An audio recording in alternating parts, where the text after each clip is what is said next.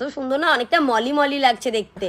তো তোমরা দেখতে পাচ্ছ বোনের মুখ দেখে বা বোনের রিয়াকশন দেখে কি আনন্দ মনে হচ্ছে না? কিন্তু যখনই আমি ওকে বলবো যে বোন কিছু টাকা পয়সা দে বা আমি কিছু টাকা দিয়ে আমি মাছ আনি, না তখন কিছুই হবে না, মানে ওর রিয়াকশন তখন যেন আলাদা লেভেলেরই যাই হোক থাকে। গাইস, দেখতে সুন্দর লাগছে মানে তখন আর টাকা পয়সা বা কোনো কিছু মনে থাকে না।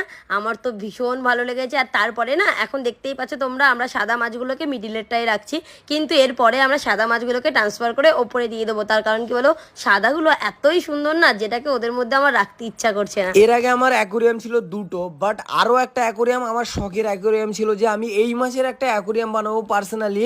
তো সেটা তোমরা দেখতে পারবে। এই যে আমার মাছ দেখতে পাচ্ছ, এই মাছগুলো সবই আমি এখন অ্যাকোরিয়ামে ছাড়বো। এদের জন্য পার্সোনালি নিচে আমি যে অ্যাকোরিয়ামটা এনেছি আজ, ওইটার ভিতরেই ছাড়বো। এইগুলো এনেছি চারটে, বাট মাছের নাম আমি জানি না, শুধুমাত্র আমি এদেরকে দেখেছি। আর এটাও মেইন আমার মাছ না, যেটা আমার শখের মাছ সেটা তোমাদেরকে একটু পরে দেখাবো, কারণ ওই মাছগুলোই বের করছি।